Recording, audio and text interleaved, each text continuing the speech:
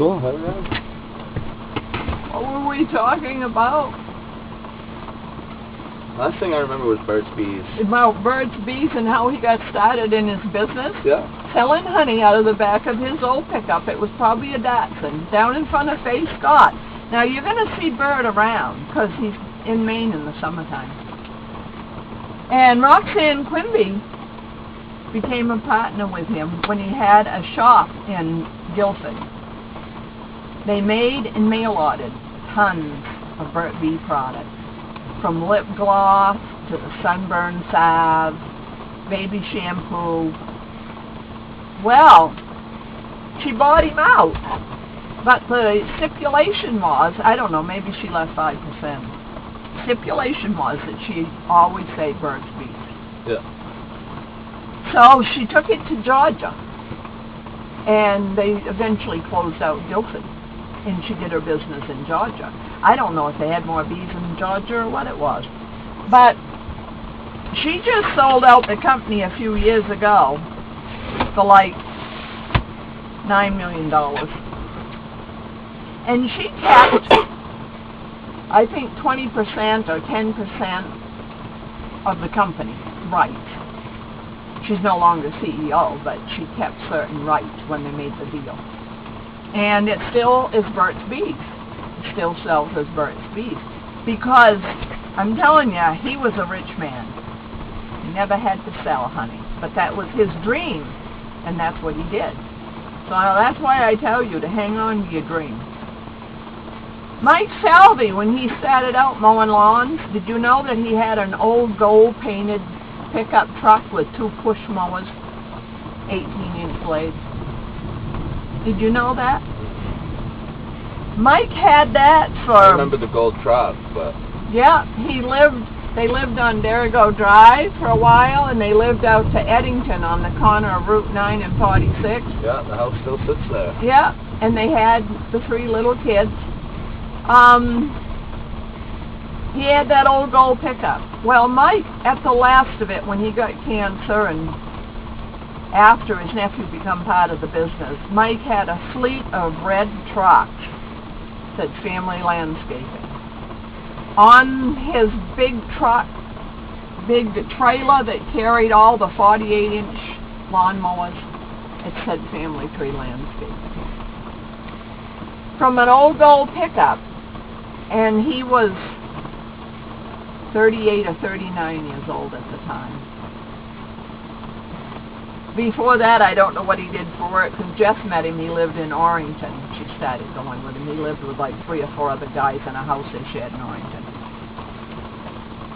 It goes back to, I have a dream. And it's real important that you have a dream. Some people may never reach it, but some do. And Burt, I always think of, because I did mending for him. He came to the house often. He gave Leah a ride somewhere one night. She said she'd ride on the back of the truck. She didn't trust him. He was quite the ladies' man, or thought he was. One night he met me at the dance. I went with Harry to the dance over to Melanie Lane. And Burt showed up and wanted to dance, so I danced with him. And he wasn't a comfortable person to dance with. It was like, Well, now, Leah saw him in Guilford, or your mother. I think Leah saw him in Guilford one day. She was up that way. And she said to Burt, she said, "Do you remember me?" He said no, but, you know, he's quite attracted to her.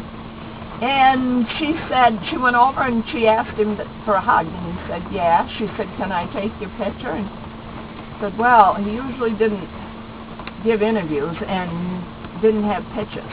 And I'm pretty sure it's Leah that took a picture of him that day. And she said, he's still the same, that old slouch hat, his hair's just the same, gray and curly.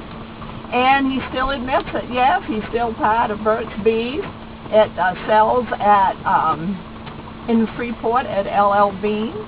It sells on mail order. You can look it up on the computer and buy whatever you want. Roxanne Quimby is usually in Maine quite a bit now because she's bought up most of the land. Wildlife She pays the Indians what they want. If they want $3 million for 1,000 acres of land, she'll pay it. Right, have her lawyers draw it up the paperwork and pay them for it. So when you look at a map at what Roxanne Quimby owes in Maine, a lot of land. She was a woman with an education. She knew what she wanted. She had a dream, and she fulfilled it. I don't know if she knew Bert before she came to Maine, and because her 7-year-old twins was quite a pain to him. He never wanted a wife, and he never wanted to be tied down with a bunch of kids, I'm sure. His parents lived way off somewhere. He told me once, he said, my parents are going to come and stay at the motor lodge, so I have to get a new pair of jeans and a new shirt and a new pair of boots, because I'm going to go eat with them. I'm sure they were big money people. The people that I've known, you know, it's, I can see Bert now coming in up to Harry's once. We just sat down to eat, and we lived in that apartment on Spring Street, and Bert came in and sat down. I introduced him to Harry, and he ate with us. But the time that Bert came to the house and wanted to know if he could take a shower, your father drew the line, your grandfather, Bumper, said, no, Bert can't take a shower here. He said, you can sew for him, you can cut his hair, shave his beard, do whatever it is he wants you to do, but no, he can't use our shower.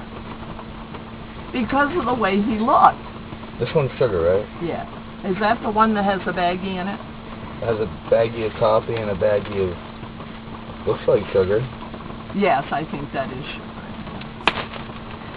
But, always a gentleman. He never gave me a hard time at all when he came for sewing or whatever, and I had quite a business. I had 15 girls that sewed for me, and so I'd tell him, Bert, you can drop it off, and I'll mend it, and you can check back, but I can't tell you that I'll have it ready by any deadline because I have all this other work I have to do. But so many things, you know, when they say that you may be entertaining the Lord without even knowing it. My mom and dad here, I wished I could remember these people's names. There was 2 old men and 1 old woman would come by all the time in a car and stop by the road and ask Mom for cups of coffee. So Mom would make a big pot of coffee and take it out to them. All these cups out to them. Old Mrs. Medore and these 2 old men. And they came here all the time.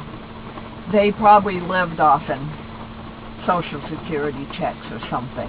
Maybe one of them got Social Security checks and the rest of them just lived together and traveled together. Yeah. But they never worried about washing on Monday, ironing on Tuesday, going to the grocery store and getting 4 or 5 bags of groceries at a time. Are you kidding? They'd stop by a store and get a couple sandwiches and a couple cupcakes, and you didn't buy coffee at the store back then, and you didn't buy ready-made sandwiches probably back then. You'd probably buy a loaf of bread and a pound of pressed meat and a pound of cheese, make your own sandwiches. We always did. I don't remember of ever buying ready-made sandwiches when the kids were growing up. We'd buy a loaf of bread and cheese and meat, buy packages of donuts or something to share with them all. But Mary Medore, and then where we lived in Dexter was the perfect place to live. This side doesn't have arts. They don't have culture. They have the University of Maine. You'd think it would be more culture over here than there is in Dexter, right? With me living in Dexter, I met much more educated people than here. We had kids in here, went to college. Wynn's mom and dad, they went to college. She now has the property in on Spring Bridge Road. But not the culture that I met over there, like with Burt's Bees. I mean, a lot of famous people came through Dexter, went to Guilford, up to Greenville, to their homes. They may have summer homes up there. Or on a Wall Lake. That's where my grandmother, you know, worked and lived for a good part of her life, my father's mother. But I'd like to know where Bert spends winters, you know, if he, I'm sure he doesn't do bees anymore. That's probably part of the thing when he gave up and sold out to Roxanne, that he wouldn't raise bees anymore. He wouldn't, that wouldn't be his, I don't know, apothecary or whatever they call it. There's a word for apothecary, I think. There's a word for a beekeeper. But every once in a while something will come out in the paper about Roxanne and her tie to Bert's bees and how it started. And I can vouch for that. Leah, the day she met him in Guilford, she said to Bert, she said, "You remember me?" And he said, "Well, not really." She said, "My mother, Gloria Mann, used to do sewing for you." And he goes, "Yeah, I remember Gloria Mann, lived in Dexter." But Leah was a teenager then. She wasn't, you know, and this was only a couple of years ago that she saw him in Guilford. I said, "Well, maybe he lives in Parkman, down on 150. Well, Roxanne didn't live on 150, but she lived in Parkman, right by the Grange Hall. There's a road that goes around and comes out on the North Dexter Road, and that's where she lived. Roxanne? Yeah, Roxanne. Knowing how the roads connect over there, and the different people and places that I knew over there, that is real important. The same as here. I know all the roads and everything that connect here, but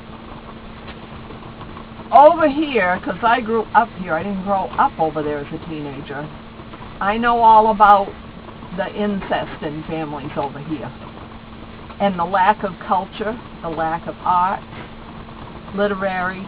There's no book club here. There used to be a Christmas club thing in town. Women get together and sew and knit and do things. I don't know if my mom was ever invited to that. My mom did embroidery, but probably was never invited to those women's things. In Dexter, she would have been invited. I mean, I went there and mixed with all of them. Met Nancy Peachy. She could do handicraft stuff really, really well, and her aunts were very talented. We met Cora Cogan. She was 90 years old, and she taught us both how to make yo-yo quilts. She taught us how to do different stitches for crochet and knitting, and she taught us how to copy different stitches and like put flowers on an afghan after you get the afghan made. Cora Cogan was a very talented lady. She'd worked in the woolen mill when she was 16, right beside her father. I can't remember. She said weave room or stitching room. She worked right beside her father, $16 a week. But as an old lady, she was a grandmother to the principal at the school. Charlie Batchelor was her grandson. Very, very educated, very smart, very clean living people. But they recycled stuff.